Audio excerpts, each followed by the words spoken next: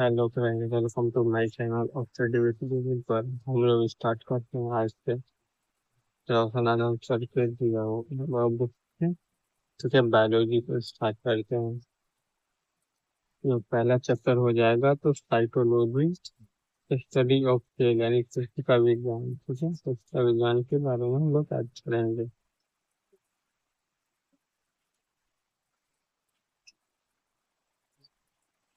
कोशिका सभी सजीवों अथवा जीवों की आधारभूत संरचना एवं क्रियात्मक इकाई होता है। कोशिका क्या होता है? तो कोशिका सभी सजीवों अथवा जीवों की मूलभूत संरचना एवं क्रियात्मक इकाई होता है। अगला हो जाएगा, अगला कोशिका द्रव्य से बनी संरचना होती है। क्या होती है? कोशिका द्रव्य से बनी संरचना होती है और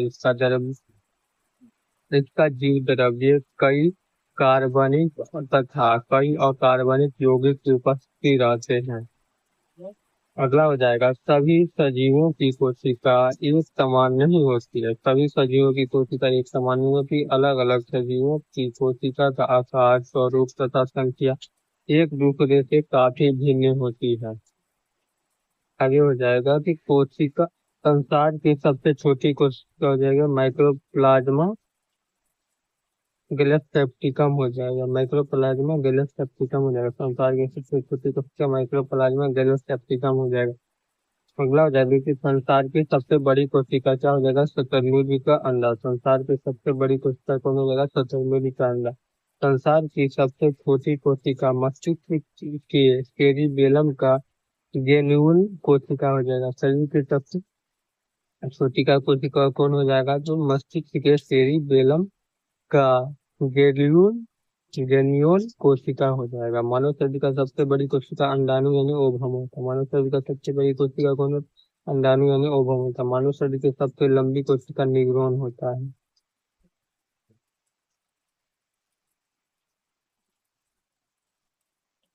आगे देखते हैं, कोशिका का आकार एवं आकृति कैसी होती है? तो यह कोशिका के कार्यों पर निर्भर करता है तथा अलग अलग कार्यों करने के लिए अलग अलग कोशिका का आकार एवं आकृति एक दूसरे से भिन्न भिन्न होता है। अगला तथ्य हो जाएगा कि कुछ कोशिकाओं अपना आकार पल पल में बदलते हैं। कुछ कोशिका पल पल में बदल, जैसे कि मनुष्य तथा अमीबा तथा मनुष्य का डब्ल्यूबीसी की कोशिका का आकार निश्चित नहीं रहता। ये दोनों कोशिका अपना आकार बदलती रहती है। आगे, सभी सजीवों में कोशिका की संख्या कभी भी एक समान नहीं रहता। सभी सजीवों में कोशिका की संख्या समान नहीं रहता। कोशिका की संख्या के आधार पर सजीवों को दो समूह में रखा गया है। एक में हो जाएगा एक कोशिकीय हो जाएगा जब जब जीवों का शरीर केवल एक ही कोशिका से निर्मित होता है तो वह एक कोशिकीय जीव कहते हैं। ये जीव आंख से दिखाई नहीं देता। ये जीव में क्या आंखों से दिखाई नहीं देता है। इन्हें देखने के लिए सूक्ष्मदर्शी की आवश्यकता पड़ती है। जैसे उदाहरण के लिए सूक्ष्म जीव यानी माइक्रोप्लाज्मा होता है। अगला हो जाएगा बहुकोशिकीय जो होता है कोशिका। इन सभी जीवों का शरीर अनेक कोशिकाओं से मिलकर बनाते हैं। जैसे उदाहरण दिख वाले सभी सजीव हो जाएगा।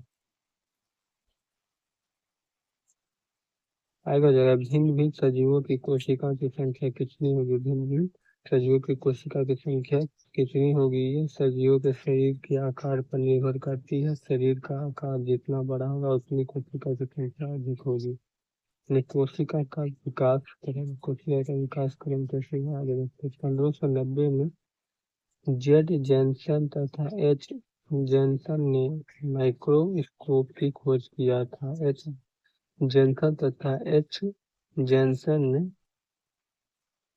माइक्रोस्कोप की खोज किया था और साथ ही इसके कोशिका का अध्ययन का मार्ग को खोल दिया था। ठीक है, अगला है 1665 में। 1665 में रॉबर्ट हुक ने अपनी द्वारा बनाए गए माइक्रोस्कोप ने कोशिका की खोज की थी। माइक्रोस्कोप से किसी कोशिका की खोज की। कोशिका का नामकरण भी रॉबर्ट हुक ने ही दिया था। कोशिका का नामकरण किसने दिया था? तो रॉबर्ट हुक ने ही दिया था।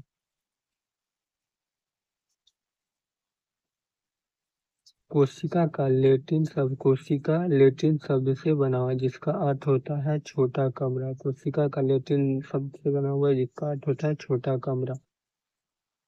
और रॉबर्ट हुक ने कोशिका की खोज कॉर्क यानी पेड़ की छाल के टुकड़े से किया था। रॉबर्ट हुक ने कब 1665 में इस चीज से खोजा था कोशिका को? थे पेड़ की छाल से खोजे थे, कॉर्क वाली पेड़ की छाल से खोजे थे। रॉबर्ट हुक द्वारा खोजा गया कोशिका कैसा था? मृत था। रॉबर्ट हुक द्वारा खोजा गया कोशिका कैसा था? तो मृत था।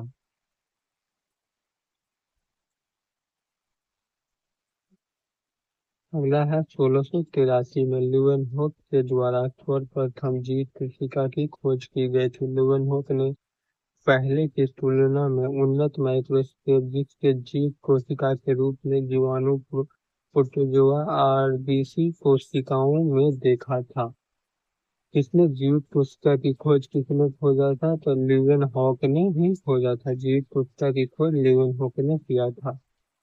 ठीक है, जैसे कि प्रोटोजोआ जीवाणु आरबीसी कोशिकाओं में देखा था।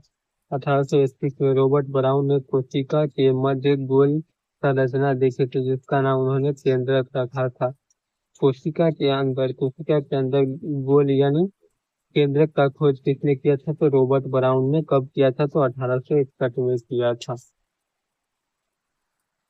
आगे हो जाएगा 1838-39 में जेकब स्लाइडन और स्वान ने कोशिका के मतवाद प्रस्तुत किया जिसके बाद स्पष्ट हो पाया कि प्रत्येक सजीव का शरीर कोशिकाओं से निर्मित होता है। स्लाइडन और स्वान के द्वारा प्रस्तुत की गई कोशिका मतवाद क्या था? तो देखते हैं, पहला नंबर दिए थे कि प्रत्येक जीव का शरीर एक कोशिका मानव कोशिकाओं से निर्मित होता है। प्रत्येक जीव का किससे बना है? प्रत्येक जीव एक कोशिका अथवा अनेक कोशिकाओं से बना होता है। दूसरा हो गया प्रत्येक जीव की उत्पत्ति कोशिका से होता है। प्रत्येक जीव की उत्पत्ति किससे? कोशिका से होता है। 3 नंबर हो जाएगा प्रत्येक कोशिका अपने आप में एक स्वाधीन इकाई परंतु कोशिका सब कोशिकाएं मिलकर काम करती है। परिणाम स्वरूप एक जीव का निर्माण होता है। 4 नंबर में दिए थे कि कोशिका की उत्पत्ति जिस भी प्रक्रिया से हो उसे कोशिका का केंद्रक मुख्य भूमिका अदा करता है। कोशिका की उत्पत्ति जिस प्रक्रिया के द्वारा हुआ है कोशिका का केंद्रक मुख्य भूमिका अदा करता है।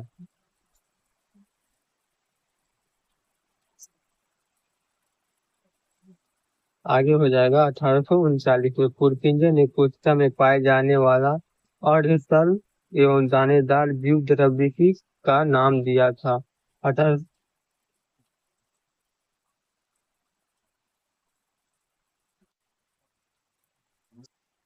पुरकिंजर ने क्या चीज का खोज किया? पुरकिंजर ने द्विद्रव्य का नाम दिया था। 1846 में पुरकिंजर के बाद वान मोल ने कोशिका में पाए जाने वाले द्विद्रव्य की खोज की थी। 1855 में रुडोल्फ वान विंच रुडोल्फ वान विंच ने यह पता लगाया कि कोशिका का निर्माण पहले मौजूद कोशिकाओं के विभाजन के फलस्वरूप है। ये किसका कथन था कि कोशिका का निर्माण पहले के से मौजूद कोशिकाओं के विभाजन से होता है? तो रुडोल्फ विच ने दिया था। 1861 में मैक्स शुल्ज ने कोशिका को जीवद्रव्य का पिंड बताया था। मार्क शुल्ज ने कोशिका को जीवद्रव्य का पिंड बताया था। उनका यह मत प्रोटोप्लाज्म थ्योरी कहलाया। इनका यह मत क्या कहलाया? प्रोटोप्लाज्म थ्योरी कहलाया था। लेकिन इनका मत शुल्ज का मत जो दिया था। 1831 में एम लॉन तथा ई रस्क ने इलेक्ट्रॉनिक माइक्रोस्कोप का आविष्कार किया था। इलेक्ट्रॉनिक माइक्रोस्कोप का ई नॉल एवं ई रस्क ने इलेक्ट्रॉनिक माइक्रोस्कोप का निर्माण किया था। इसके बाद कोशिका के क्षेत्र में काफी तीव्र गति से अनुसंधान होने लगे।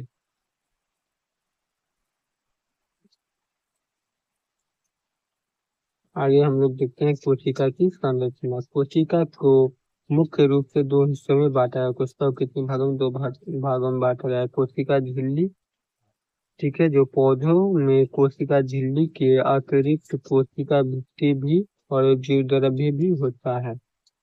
अगला है कि कोशिका द्रव्य को पुनः दो हिस्सों में विभाजित किया। कोशिका द्रव्य को कितने भागों में? दो भागों में विभाजित किया गया। पहला हो जाएगा कोशिका द्रव एवं केंद्रक। कोशिका द्रव और केंद्रक हो जाएगा। कोशिका द्रव में ढेर सारी संरचनाएं पाई जाती है, जो दो प्रकार। कोशिका द्रव में ढेर सारी संरचनाएं पाई जाती है, जो कि बहुत सारे ढेर सारे प्रकार के हैं, जो कि दो प्रकार के। पहला हो जाएगा जीव द्रव्य संरचना। इसके अंतर्गत जीवित संरचनाएं जिनमें बढ़ते तथा विभाजन करने की क्षमता होती है, ये रचना है। पहला हो जाएगा सेंट्रोसोम, राइबोसोम, लवक, लाइसोसोम, अंतर्द्रव्य जालिका, माइटोकॉन्ड्रिया, गोल्गी हो जाएगा। अगला है मेटाप्लास्टर। ये निर्जीव रचनाएं हैं जिनके ना तो बढ़ने की क्षमता होती है, ना कि विभाजन होने की क्षमता रहती है। जैसे कि मेटाप्लास्ट के अंतर्गत राजधानी, वसा, कण, प्रोटीन, ग्लूकोज, पिक आदि होता है। तो ठीक है, फ्रेंड आज यहीं तक रखते हैं। चैनल को लाइक शेयर सब्सक्राइब कीजिए, चैनल को शेयर कीजिए। फिर मिलते हैं अगले वीडियो में।